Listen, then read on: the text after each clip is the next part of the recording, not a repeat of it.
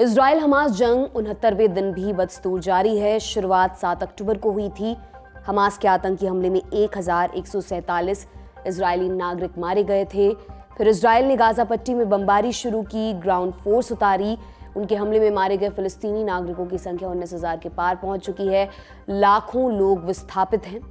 United Nations की report के मुताबिक गाजा पट्टी में लगभग 91% लोगों को पर्याप्त खाना नहीं मिल रहा।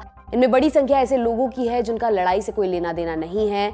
इजराइल इसको कोलैटरल डैमेज कहता है, दावा करता है कि इसको कम किया जाएगा, मगर उसकी कथनी और करनी में काफी अंतर दिखता है। ये बात अमेरिका के विदेश मंत्री एंटनी ब्लिंकन भी कह चुके हैं। हालांकि इस तबाही में उनकी सरकार भी बराबर की भागीदार है। अमेरिका ने हजारों करोड़ रुपए के हथियार भेजे हैं, अपने युद्धपोत तैनात किए हैं, कई मौकों पर डिप्लोमेटिक सपोर्ट भी दिया है। 8 दिसंबर को ही यूएन सिक्योरिटी काउंसिल में युद्ध विराम के लिए प्रस्ताव लाया गया था। 15 में से 13 देशों ने प्रस्ताव का समर्थन किया। ब्रिटेन एब्सेंट रहा, मगर अमेरिका ने इस पर वीटो कर दिया। कहना यह कि प्रस्ताव में हमास के हमले की निंदा नहीं की गई, इसलिए हम युद्ध विराम का समर्थन नहीं कर सकते। इसके बाद ये सवाल पूछा जाने लगा कि ब्रेकिंग पॉइंट आखिर कहां पर है और कितनी मौतों के बाद अमेरिका संघर्ष विराम के लिए मान जाएगा। ये सवाल धीरे धीरे अमेरिका की इंटरनल पॉलिटिक्स में उथल पुथल मचाने लगे हैं। राष्ट्रपति जो बाइडेन की अप्रूवल रेटिंग घट रही है। गाजा जंग को लेकर उनकी पॉलिसी की आलोचना हो रही है। यही वजह है कि उनके सुरों में बदलाव की आहट सुनाई देने लगी है। 12 दिसंबर को बाइडेन चेतावनी के लहजे में बोले, अंधाधुंध बमबारी की वजह से इजराइल अधिकांश देशों का साथ खोने लगा है। माना जा रहा था कि उनके बयान को गंभीरता से लिया जाएगा और इजराइल सरकार अपनी कार्रवाई में नैतिकता का पुट शामिल करेगी, लेकिन प्रधानमंत्री बेंजामिन नेतन्याहू का स्टेटमेंट कुछ और ही इशारा करता है। नेतन्याहू ने कहा, हम ग्लोबल सपोर्ट के साथ या उसके बिना भी हमास को खत्म करके रहेंगे। अमेरिका की नाराजगी के बीच गाजा के भविष्य पर भी चर्चा हो रही है। इस पर नेतन्याहू बोले, हम फतह पर भरोसा नहीं कर सकते, कुछ भी हो जाए, लेकिन मैं इजराइल को ओस्लो वाली गलती नहीं दोहराने दूंगा। तो आज के एपिसोड में हम जानेंगे ओस्लो वाली गलती का मतलब क्या है, क्या इजराइल सचमुच ग्लोबल सपोर्ट खो रहा है और नेतन्याहू गाजा में क्या हासिल करना चाहते हैं। नमस्कार, मेरा नाम दिव्यांशी सुमराव है। आप देखना शुरू कर चुके हैं लल्लन टॉप का इंटरनेशनल प्रसंगों से जुड़ा रोजाना का कार्यक्रम दुनियादारी।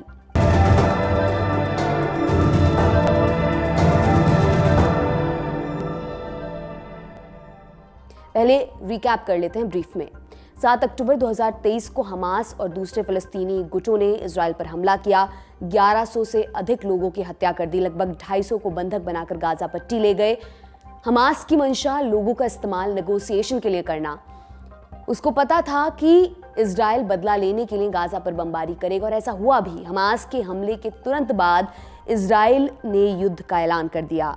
गाजा से जंग की तीव्रता धीरे धीरे बढ़ी। इजराइल ने गाजा पट्टी की पूर्ण नाकाबंदी कर दी, बिजली काट दी, खाना पानी और दूसरी जरूरत के सामानों की एंट्री भी रोक दी। मानवाधिकार संगठनों ने इससे वॉर क्राइम करार दिया। बाद में अमेरिका ने इजिप्ट के रास्ते जरूरत का सामान आने की इजाजत दी, लेकिन पर्याप्त मात्रा में सामान नहीं आ पाया। 27 अक्टूबर को इजरायली सेना ने गाजा में ग्राउंड इन्वेजन की शुरुआत कर दी। इजराइल ने जवाबी कार्रवाई के पीछे 2 मकसद गिनाए, सभी बंधकों की रिहाई और हमास का जड़ से खात्मा। दोनों मकसदों का लेटेस्ट स्टेटस क्या है वो भी आपको बताते हैं। नवंबर में दोनों पक्षों के बीच 7 दिनों का संघर्ष विराम हुआ था। उस दौरान 100 से अधिक बंधक रिहा हुए। इनमें कई विदेशी नागरिक भी शामिल थे। अभी भी हमास के कब्जे में 130 से ज्यादा बंधक हैं। हमास का क्या हुआ, उसके सीनियर लीडर्स का कोई अता पता नहीं है। गाजा में हमास का लीडर याह्या सिनवार अभी भी पहुंच से बाहर है। अभी तक हमास को कुल कितना नुकसान हुआ इसका भी कोई स्पष्ट आंकड़ा मौजूद नहीं है। पिछले कुछ दिनों में इजराइल ने अपनी कार्रवाई तेज की है। अब उन्होंने दक्षिणी गाजा के खान यूनिस को निशाने पर लिया है। कुछ दिनों पहले अमेरिकी अखबार वॉल स्ट्रीट जर्नल ने सीक्रेट डॉक्यूमेंट्स के हवाले से एक रिपोर्ट छापी थी। रिपोर्ट के मुताबिक इजराइल गाजा पट्टी के नीचे बनी सुरंगों में समंदर का पानी भरने की योजना बना रहा है। इसके अलावा गाजा में लोगों की सामूहिक परेड और गिरफ्तारी का दौर भी शुरू हो चुका है। इजराइल का आरोप है कि ये लोग हमास से जुड़े हैं। मानवाधिकार संगठन इसकी आलोचना कर रहे हैं, इसे युद्ध अपराध का नाम दे रहे हैं। ये प्रेशर काम करता है या नहीं ये तो आने वाला वक्त ही बताएगा, लेकिन इसने इजराइल के सहयोगी देशों को तंग करना जरूर शुरू कर दिया है। कैसे? 2 उदाहरणों से इसे आपको बताते हैं। पहला उदाहरण यूएन सिक्योरिटी काउंसिल में हुई वोटिंग का है। 8 दिसंबर को यूएन सिक्योरिटी काउंसिल में गाजा में युद्ध विराम के लिए एक प्रस्ताव लाया गया। 15 में से 13 देशों ने प्रस्ताव के समर्थन में वोट दिया, एक ने वोटिंग में हिस्सा नहीं लिया। बहुमत इजराइल के खिलाफ था, लेकिन अमेरिका ने वीटो कर दिया। दूसरा उदाहरण यूएन जनरल असेंबली में हुई वोटिंग का है। 12 दिसंबर को युद्ध विराम के प्रस्ताव पर यूएनजीए में वोटिंग हुई। प्रस्ताव इजिप्ट लाया था। इसमें युद्ध विराम और बंधकों की रिहाई की बात भी थी। 153 देशों ने पक्ष में वोट डाला, इसमें भारत भी शामिल था। 10 देशों ने खिलाफ वोट डाला, जबकि 23 देशों ने वोटिंग में हिस्सा ही नहीं लिया। साफ नजर आता है कि बहुमत इजराइल की बमबारी के खिलाफ था और युद्ध विराम का समर्थक था। कम से कम वोटिंग में तो यही नजर आ रहा था। ऊपर से अमेरिकी राष्ट्रपति जो बाइडेन ने भी यही बात दोहरा दी है। पर बाइडेन के बयान पर कई जानकारों का रुख एकदम उलट है। उनका कहना है ये सिर्फ बोलने की बातें हैं। अमेरिका वैश्विक दबाव के कारण ऐसे बयान दे रहा है। वो इजराइल का लंबे समय से सहयोगी रहा है। अमेरिका इजराइल को इस हालत में छोड़कर कभी नहीं जाएगा। अब तक अमेरिका ने कैसे इजराइल का समर्थन किया, एक नजर इस पर भी डालते हैं। अमेरिका सबसे ज्यादा आर्थिक सहयोग इजराइल को ही देता है। दूसरे विश्व युद्ध के बाद से अब तक उसने 158 बिलियन डॉलर्स माने लगभग 13 लाख करोड़ रुपए इजराइल को दिए हैं। हर साल उसको लगभग 30,000 करोड़ रुपए की अमेरिकी मदद मिलती है। ये इजराइल के कुल रक्षा बजट का लगभग 16% है। 1972 के बाद से अब तक संयुक्त राष्ट्र सुरक्षा परिषद में अमेरिका इजराइल के खिलाफ लाए गए 35 प्रस्तावों पर वीटो कर चुका है। ये तो हुई पुरानी बात। हालिया जंग में क्या मदद मिली है? अब तक 200 जहाज भरकर गोला बारूद और हथियार अमेरिका से इजराइल आ चुके हैं। सबसे पहला जहाज 11 अक्टूबर 2023 को आया था। इसमें आयरन डोम को और मजबूत करने के लिए इंटरसेप्टर्स के साथ 2000 पाउंड बंकर बस्टर बम थे। एमनेस्टी इंटरनेशनल के मुताबिक इस जंग में इजराइल JDAMS वाली ज्वाइंट डायरेक्ट अटैक म्यूनिशन इस्तेमाल कर रहा है। JDAMS उसे अमेरिका से मिले हैं। अमेरिकी aircraft carrier USS Gerald R. Ford को भूमध्य सागर में तैनात किया गया है। इसको US नेवी का सबसे उन्नत जहाज माना जाता है। इसके अलावा अमेरिका ने इजराइल के लिए USS Normandy, USS Thomas Hudner, USS Ramage, USS Carney और USS रूजवेल्ट जैसे डिस्ट्रॉयर्स को भी इजराइल की सीमा के पास खड़ा करके रखा है। अमेरिका ने इजराइल को बड़ी संख्या में इंटरसेप्टर्स और प्रिसिशन गाइडेड मिसाइल भेजे। सुरंगों को तबाह करने के लिए बंकर बस्टर बम भी भेजे। आग में घी झोंकने के बाद अब बाइडेन पानी डालने की कोशिश कर रहे हैं। क्या वो अपनी साख बचाने की कोशिश कर रहे हैं? क्या उनके बयान का जंग पर कोई असर पड़ सकता है? ये सवाल हमने पूछा विदेशी मामलों के जानकार कमर आगा से। सुनिए उनका जवाब। कि वो उनके ट्रस्टेड एलाई है, वो उसको अबेंडन नहीं कर रहे हैं। लेकिन अगर ऐसा ही रहा, जिस तरीके से इजराइल की सपोर्ट बेस खत्म हो रहा है, कम हो रहा है और केवल पश्चिमी देश रह जाते हैं उसकी सपोर्ट में, समर्थन में, और सारे ग्लोबल साउथ के जो देश हैं यानी डेवलपिंग नेशंस हैं वो अगर अलग हो जाते हैं इजराइल से, और खासतौर से अरब देशों में जो बदलाव आ रहा है इसको लेके चलते हुए, और अगर नेशनलिज्म जैसा कि लग रहा है कि बढ़ रही है अरब देशों में, जो कि एंटी वेस्ट है, पश्चिमी देशों के खिलाफ है, सेल्फ रिलायंस की बात करती है, आपस में कोऑपरेशन की बात करती है, रशिया से दोस्ती की बात करती है, चाइना से दोस्ती और भारत से दोस्ती की बात करती है, अमेरिका पे डिपेंडेंस कम करती है। अगर ऐसा होता है तो इजराइल की यूटिलिटी भी नहीं रह जाएगी अमेरिकन फॉरेन पॉलिसी में। अमेरिका इजराइल की तो तभी तक यूटिलिटी है जब तक कि वो अमेरिकन इंटरेस्ट को वहां पे प्रमोट करता। अगर वो यूटिलिटी नहीं रहेगी, अगर अरब देश खिलाफ हो जाते हैं और अपना एक ज्वाइंट कुछ अपना डिफेंस मैकेनिज्म या इस किस्म की चीजें बना लेते हैं, तो मैं समझता हूँ बहुत मुश्किल है। और वैसे भी अरब देश अब independent foreign policy, Saudi Arabia में एक बहुत बड़ा चेंज आया है। वो उन्हीं ने अब वो धीरे धीरे वो जो है वो अब इंडिपेंडेंट फॉरेन पॉलिसी जो कर रहे हैं। उन्हीं ने जो ब्रिक्स की मेंबरशिप ले ली, जो कि बात करती है कि डी-डॉलराइजेशन होना चाहिए, लोकल करेंसीज में तेल का और सारा ट्रेड होना चाहिए, डॉलर से नहीं होना चाहिए, जो कि बेसिकली देखा वो अपना बैंक बनाना चाहते हैं, वो अपना बना इस तरह के जो उनके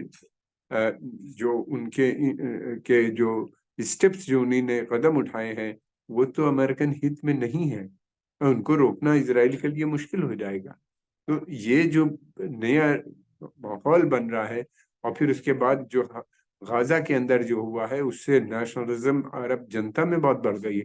यहाँ तक के जो बहुत प्रो इजराइल देश थे जैसे कि इजिप्ट, जॉर्डन, उनको मुश्किल हो रहा है अमेरिकन हित को प्रमोट करने से। यही नहीं बल्कि जॉर्डन और इजराइल, जॉर्डन और इजिप्ट के जो लीडर थे सीसी और जनरल सीसी और किंग अब्दुल्ला सेकंड, इन्हीं ने प्रेसिडेंट बाइडेन से कुछ समय पहले मिलने से इनकार कर दिया जब वो इजराइल आई थे, और उनका प्लान था कि वहां जाएंगे, उन लोगों से सीज फायर की, उन लोगों से बात करेंगे कि वो हमास के ऊपर प्रेशर डालें। इजराइल को दुनिया के समर्थन से ज्यादा मतलब नहीं है, कम से कम नेतन्याहू के बयानों से तो यही लगता है। इजरायली विदेश मंत्री एली कोहेन का कहना है कि हम हमास को खत्म करके ही दम लेंगे, चाहे इंटरनेशनल कम्युनिटी हमारा साथ दे या फिर ना दे। अंतिम लक्ष्य हमास का खात्मा। पर सवाल उठता है उसके बाद गाजा का क्या होगा? क्या वेस्ट बैंक पर काबिज फतह को इसकी कमान दी जाएगी? नेतन्याहू ने खुद इसका जवाब दिया है। उनका कहना है कि हम फतह पर भरोसा नहीं कर सकते। फतह का शासन फिलहाल वेस्ट बैंक में है, लेकिन 2008 से पहले गाजा पट्टी पर उनका ही नियंत्रण था। फतह की स्थापना यासिर अराफात और उनके सहयोगियों ने की थी, फिलिस्तीन के लिए संघर्ष के मकसद से। 1960 के दशक में फतह फिलिस्तीन लिबरेशन ऑर्गेनाइजेशन यानी कि पीएलओ का हिस्सा बना, सबसे ताकतवर पार्टी भी। अराफात बाद में पीएलओ के मुखिया बने। अभी इसकी कमान महमूद अब्बास के पास है।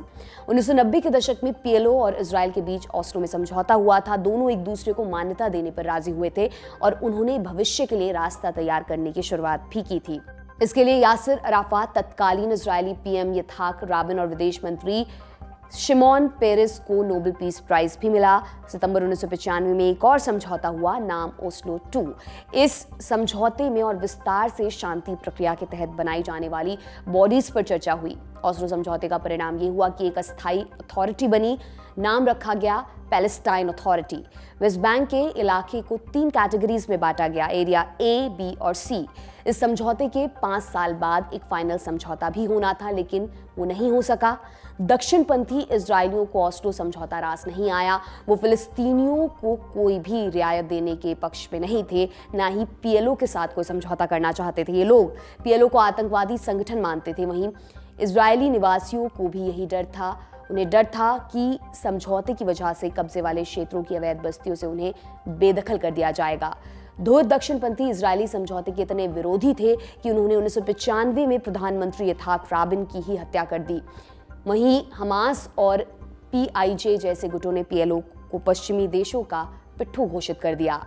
इसके चलते ओस्लो अकॉर्ड्स कभी धरातल पर नहीं उतर सका। कुछ जानकार मानते हैं कि ओस्लो अकॉर्ड्स की वजह से ही हमास का उभार हुआ और अंत में शांति पर चरमपंथ भारी पड़ गया। नेतन्याहू ने अभी कहा है कि मैं इजराइल को ओस्लो वाली गलती दोहराने नहीं दे सकता। इस बयान का क्या मतलब है, एक्सपर्ट से समझते हैं। देखिए, ओस्लो जो है वो बेसिकली 2 स्टेट सोल्यूशन की बात करता है, यानी कि जो पार्टीशन हुआ था 1948 में, फिर उसके बाद 1967 की वार में जो अरब टेरिटरीज को इन्हीं ने जिसके ऊपर इनका कब्जा बन गया इजराइल का, जंग में इन्हीं ने वेस्ट बैंक, गाजा स्ट्रिप और ईस्ट जेरूसलम के ऊपर, यहाँ पे इजिप्ट का वेस्ट का जो था गाजा पे था कंट्रोल, और वेस्ट बैंक और जेरूसलम पे, ईस्ट जेरूसलम पे जॉर्डन का था। तो ये उनसे टेरिटरी इनको मिल गई। और लेकिन जो 242 जो रेजोल्यूशंस हैं उसके हिसाब से इनको विड्रॉ करना पड़ेगा। यूनाइटेड नेशन के रेजोल्यूशन है और अंतर्राष्ट्रीय समुदाय, चाहे अमेरिका हो या यूरोप हो के देश हो, पश्चिमी देश, बरतानिया समाज, सभी इसको मानते हैं। कोई यूएन रेजोल्यूशन को नकारता नहीं है कि 2 स्टेट सोल्यूशन बनेगा। ओस्लो में ये तय हुआ था कि बातचीत के माध्यम से गिव एंड टेक किया जाएगा, कि जो उनको जरूरत है कुछ टेरिटरीज इनको दे देंगे, उसके बदले में दूसरी मिल जाएंगे, और कुछ जो मेन इश्यूज हैं उन पे बातचीत होगी, जैसे कि बॉर्डर का इशू है या पैलेस्टीनियन के वापसी का, जो रिफ्यूजीज हैं कई देशों में रह रहे हैं, अभी भी उनके पास सिटीजनशिप कहीं की नहीं है, उनको वापसी बुलाया जाएगा। जो लोग वहाँ पे जब राइट्स हुए थे, जब इजराइल का गठन हो रहा था, तो ये लोग वहाँ से निकले थे, छोड़ के गए थे, क्योंकि वहाँ के हालात ऐसे नहीं थे कि जिसमें रह पाते। तो उनकी वापसी, जिनको के यूनाइटेड नेशन रिफ्यूजी अनरा जो उनकी वो ऑर्गेनाइजेशन है, वो उनका देख रेख करती है, उनके रिकॉर्ड्स और ये सारी चीजें मेंटेन करती है, उनको ट्रैवल डॉक्यूमेंट मिलता है जहाँ जिसका, ये सारी चीजें पानी का बंटवारे के और बहुत से ऐसे इश्यूज हैं जिनके ऊपर काफी सीरियस मतभाव है, उनको आपस में मिलकर ये सॉर्ट आउट करें। लेकिन ये कि इस्हाक रबीन और पीएलओ के चेयरमैन उस वक्त यासिर अराफात थे, इन्हीं ने अमेरिका में ये संधि हुई थी, साइन फॉर्मली हुई थी और ये तय हुई। लेकिन इसके ऊपर कभी उसके बाद इस्हाक रबीन की हत्या हो गई, वहां के एक एक्सट्रीमिस्ट फंडामेंटलिस्ट ने उनको मार डाला। फिर उसके बाद से ये ठंडे बस्ते में चला गया पूरा, और उसके बाद से हम देख रहे हैं कि लगातार धीरे धीरे बहुत ही एक्सट्रीमिस्ट किस्म के एलिमेंट सत्ता में इजराइल में आने लगे, और उन्हीं ने इस, और खासतौर से नेतन्याहू ने इसको बिल्कुल मना कर दिया कि वो टू स्टेट सोल्यूशन में विश्वास नहीं करते। There is no partner in peace पहले कहा, फिर उसके बाद पैलेस्टीनियन जो है ये बटे में है, एक तरफ तो फंडामेंटलिस्ट हमास है, तो दूसरी तरफ पैलेस्टीनियन अथॉरिटी है। पैलेस्टीनियन अथॉरिटी की सपोर्ट नहीं है ज्यादा मुल्क के अंदर, और अलग अलग रीजंस मिल गए। और इस समय जो गवर्नमेंट है ये बहुत फार राइट गवर्नमेंट है, बल्कि मेरा मानना तो ये कि सब फंडामेंटलिस्ट हैं इसमें अधिकतर, और इनका मानना ये कि ग्रेटर इजराइल बनना चाहिए। ग्रेटर इजराइल की चाहत हमेशा से थी। अभी कुछ समय पहले जो इस समय फॉरेन फाइनेंस मिनिस्टर हैं, उनका स्टेटमेंट आया है कि अगर इजराइल जो है वो उनका स्टेटमेंट आया कि वो वेस्ट बैंक और वो एनेक्स करने की बात की। उन्हीं ने कहा कि वो वेस्ट बैंक को ही नहीं एनेक्स करेंगे, बल्कि उसके साथ साथ वहां की पॉपुलेशन को भी एनेक्स करेंगे जल्दी ही। इस तरह के स्टेटमेंट से बहुत हलचल थी वहां के ऊपर, और उन्हीं ने ये भी स्टेटमेंट दिया कि जो मस्जिद अल अक्सा है उसका जो कंपाउंड है उसका 3/4 हिस्से पे उन्होंने कहा कि हम ले लेंगे। और यही नहीं बल्कि वहां के ऊपर लगातार सेटलर अंदर जा रहे थे, लोगों को नमाज पढ़ने से डिस्टर्ब कर रहे थे। उसके चलते हुए हुआ ये कि काफी वहां पे हमस को सपोर्ट मिली, और हमस ने ये सारी चीजें पिछले पहले से भी तैयार कर रहा था, और एक बड़ा आतंकवादी हमला इसराइल के अंदर घुस के किया। तो ये एक, और भी सारी अटेंशन वेस्ट बैंक से हट के इधर आ गई गाजा के ऊपर। बढ़ते दबाव के बीच इजरायली नेता एब्सोल्यूट विक्ट्री पर जोर दे रहे हैं। वे कहते हैं उससे पहले गाजा में ऑपरेशन बंद नहीं होगा। इजराइल सरकार आखिर हासिल क्या करना चाहती है, एक्सपर्ट से इसका भी जवाब सुनिए। फिलहाल जो वो बात कर रहे हैं, वो बात कर रहे हैं कि हम हमास और दूसरे आतंकवादी संगठन जो वहां पे हैं, जिनको ये आतंकवादी कहते हैं, अरब उनको, अब ज्यादातर अरब देश उनको फ्रीडम फाइटर मान रहे हैं। ये बड़ी समस्या हो गई, पहले वो लोग नहीं बोलते थे कुछ इस मसले पे। तो वो जब तक उनका सफाया नहीं हो जाएगा तब तक। और दूसरी तरफ समस्या ये है कि पश्चिमी देशों को भी ये लग रहा है कि उनको ये जो इनका ऑब्जेक्टिव है कि हमास को और आतंकवाद को वहां से इरेडिकेट कर देंगे, खत्म कर देंगे, वो पूरा होता हुआ नजर नहीं आ रहा। इजरायलियों की भी अब लगातार हत्या हो रही है। कल की न्यूज में था 9 इजरायली सोल्जर मारे गए, और एक उसमें सीनियर ऑफिसर भी था। और भी रिपोर्ट्स आ रही हैं, इनके कई टैंक्स भी ध्वस्त हो गए हैं, बहुत से इजरायली मारे जा चुके हैं अब तक। और ये एक बड़ी समस्या खड़ी हो रही है, और ऐसा लगता है कि ये अपने जो इनके मकसद हैं, जो इनके हित हैं, उसको पूरा नहीं कर पाएंगे। इसराइल की एक तरफ छवि खराब हो रही है, दूसरी तरफ वो अपना जो उसका हित है वहां पे वो चाहता है, जो ऑब्जेक्टिव वो लेके गया वो पूरा होते नहीं आ रहा। ये बेसिकली देखा जाए तो वो इनको एक फेस सेविंग मौका भी दे रहा है कि आप सारी दुनिया कह रही है आप सीज फायर कीजिए, बातचीत का दौर शुरू कीजिए। और ये बात तो तय हो गई है अंतर्राष्ट्रीय लेवल पे कि अब 2 स्टेट सोल्यूशन से नीचे कोई बात नहीं होगी। और मुझको ऐसा लगता है कि उन्हीं ने जिस तरीके से सेटलमेंट का डेवलपमेंट किया है, जिस तरीके से उन्हीं ने हमास में को खत्म किया है, वहां पे बिल्डिंगें गिराई हैं, खत्म किया है, तो मुझे लगता है कि वो भी ऐसी स्थिति क्रिएट करती है कि 2 स्टेट सोल्यूशन को उन्हीं ने काफी मुश्किल बना दिया है। जब तक कि काफी प्रेशर और किस तरह से होगा मैं नहीं जानता, तो आने वाला समय बताएगा। लेकिन वो या 1 स्टेट सोल्यूशन तो वो राजी नहीं, क्योंकि अगर सारे एक स्टेट सोल्यूशन होता है, वहाँ पैलेस्टीनियन और इजरायली मिलजुल के रहेंगे, तो इसके मतलब इतनी बड़ी संख्या में फिलिस्तीनी वहां आ जाएंगे कि वो आउट नंबर हो जाएंगे आने वाले समय में। तो इसलिए वो भी इनको वो नहीं है। लेकिन यह है कि बातचीत का दौर शुरू हो तो शायद कुछ निकल सकता है, बाद में निकलेगा, निकालना तो पड़ेगा, नहीं तो मुश्किल और बढ़ जाएगी अमेरिका के लिए भी और पश्चिमी देशों के लिए। आज की दुनियादारी में बस इतना ही। कल फिर आपसे मुलाकात होगी इसी उम्मीद के साथ। मैं विदा लेती हूँ। शुक्रिया, शुभ रात्रि। आप ललन टॉप का अगला वीडियो देखें उससे पहले एक जरूरी सूचना है। सफाई के शहर इंदौर में फिर हिस्सा बनिए लिट चौक का। ललन टॉप है लिट चौक का ऑफिशियल मीडिया पार्टनर। हिस्सा लेने के लिए पहुंचिए 15, 16 और 17 दिसंबर 2023 को इंदौर के गांधी हॉल। यहाँ मिलेंगी एक से बढ़कर एक हस्तियां, जाने माने नाम, जिन्हें आप देखेंगे, सुनेंगे और उनसे बहुत कुछ सीखेंगे भी। तो इंदौर कर रहा है इंतजार, हिस्सा बनिए लिट चौक का।